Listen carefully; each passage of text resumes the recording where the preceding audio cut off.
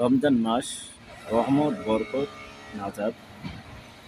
আজকে যেরকম পঞ্চম দিন চলে গেল, এভাবে এখন কমতে থাকবে। আর এই কমানো অবস্থায় যার ভাগ্য ভালো হবে, আমলে সলে করবে, তাদের কালে সে পুরস্কার দিবে। কিন্তু অনেকে রোজা রাখতেছে, কিন্তু তারাবির নামাজ পড়ে না। রোজা রাখে কিন্তু তারাবির নামাজ পড়ে না। হয়তো বা ফজর পড়ে, সারাদিন আর পড়ে না। হয়তো বা এশার নামাজ পড়লে পরে দৌড় মেলো, আর কোনো নামাজ পড়লো না। এরকম হচ্ছে, স্বচক্ষে দেখতেছি। কিন্তু তারাবি নামাজ না পড়লে রোজার সৌন্দর্য, মাধুর্য এসব কিছু থাকবে না। যেমন একটা মানুষ হাঁটে, দুটি পা দুটি হাত, একটা পা কেটে দিলে লোকটা আর হাঁটতে পারবে না, লোকটার আর কোনো সৌন্দর্য থাকবে না। একটা হাত কেটে ফেলে দিলে আর তার আর সৌন্দর্য থাকবে না। একটা চোখ নষ্ট হয়ে গেলে তার সৌন্দর্য থাকবে না। তদুরূপ রোজাদারের রোজা শেষ হয়ে গেল, রাতের বেলা এশার নামাজের পর তারাবি পড়তে হবে, রসুলের সুন্নত। আল্লাহ নির্দেশ। খতম তারাবি অনেকেই পড়েন, খুব ভালো কথা। সুন্নত তারাবি পড়েন, ব্যক্তিগত ব্যাপার। কিন্তু নিজের বিবি বাচ্চা সকলকেই এটা বুঝাতে হবে এবং তা আমলের ছলে তৈরি করতে হবে। সেজদাতে আপনি কি বললেন কেউ জানলো না, আমার রবের কাছে কি চাইলেন কেউ জানে, কিন্তু আমার রব আপনাকে দেওয়ার জন্য প্রস্তুত। সুবহানাল্লাহ। আর সবচাইতে বিবি বাচ্চাকে বলবেন, সম্মানী মানুষকে সম্মান করা ফরজ। 30টা রোজা যেরকম ফরজ, সম্মানী মানুষকে এরকম সম্মান দেওয়া ফরজ। আল্লাহর আদেশ, রসুলের আদেশ। কিন্তু এমন সন্তান পয়দা করে যে সন্তান কোনো মানুষকেই দাম দেওয়া যাবে না। এ বেয়াদব। এই বেয়াদব দিয়ে দুনিয়া আপনার লাঞ্ছিত, আখেরাতে গঞ্জিত, আখেরাতে আবার জাহান্নামে যেতে হবে এই সন্তানকে। এ কোন সন্তান আপনার? তা তাদেরকে জাহান্নামের আয়াতগুলো শুনিয়ে দিন।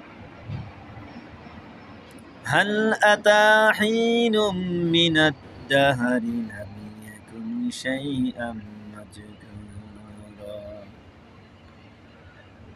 এই আয়াতে যে মায়ের গর্ভের কথা বলা আছে, মায়ের উপলব্ধির কথা আছে, আর সেই মা আয়েশা সিদ্দিকা রাদিয়াল্লাহু তাআলা আনহা, মা খাদিজাতুল কুবরা, এই যে সন্তান মা খাদিজা রেখে গেছে, তার দুনিয়ায় সবকিছু তার প্রমাণ রয়ে গেছে।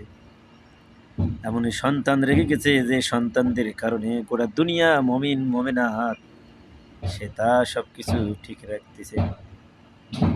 যান আপনি মদিনায়, ফাতেমাতুজ জোহরা, তার কবরে লক্ষ কোটি কোটি মানুষ তার কবর দেখার জন্য, একটু ওই কবর দেখার জন্য চোখের পানিতে বিকুল হয়ে গেছে। কিন্তু সৌদি পুলিশ তা অতক্ষণ সময় দিচ্ছে না। 2008 সালে যখন আমি, তারও আগে যখন আমি বারবার ঢুকি, ফাঁকা জায়গা ছিল। এখন মানুষের তাড়নায় বিশাল পেরাসি করেছে, গেট করেছে, অনেক ঝামেলা হচ্ছে।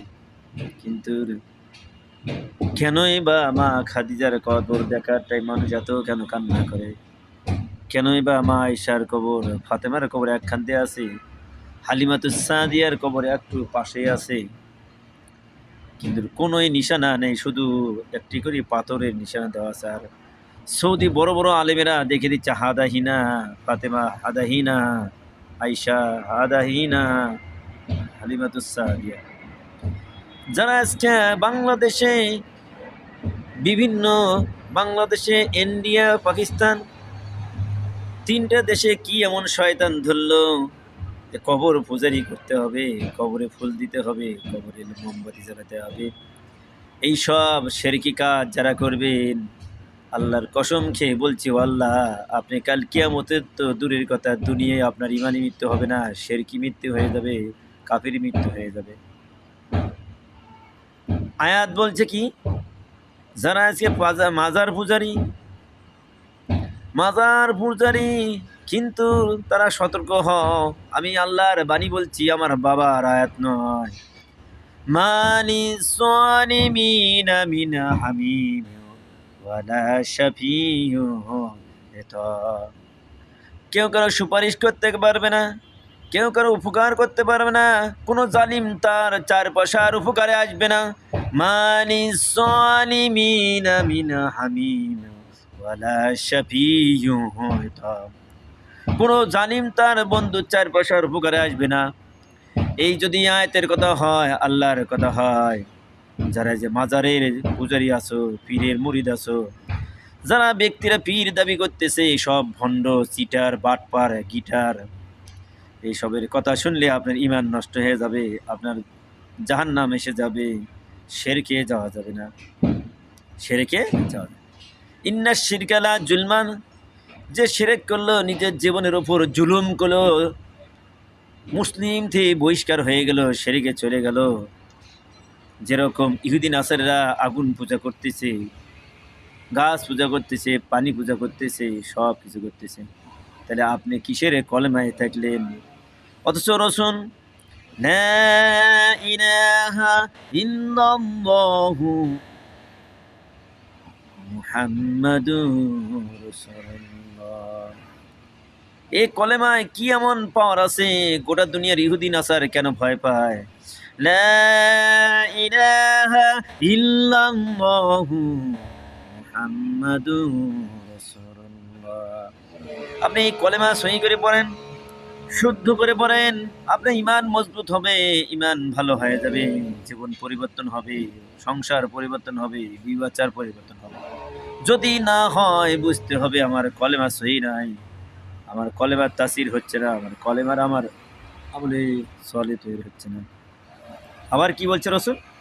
যেই কলেমা না জানলে ইমানে ইমান দাবি করা এই কথা নয়। আশহাদু আল্লা ইলাহা ইল্লাল্লাহু ওয়াহদাহু লা শারীকা লাহু ওয়া আশহাদু আন্না মুহাম্মাদান আবদুহু ওয়া রাসূলুহু। এই কলেমা যখন আপনি পড়বেন, জীবনে আর কোনোদিন শিরক করার কথা নয়, কখনোই প্রশ্নই আসে না। বিবেকে বাধা দিবে, মস্তিষ্কে বাধা দিবে, ইমান বাধা দিবে। কিন্তু যদি এরপরে কলেমা শাহাদাত তেলাওয়াতের পরে যদি কেউ যদি মাজার পরিচয় পীরে যদি মুরিদ হয়ে যায়, বুঝতে হবে তার কলেমা সহি শুদ্ধ নাই, কলেমা তার ইমান তাকওয়া তার ঠিক নাই।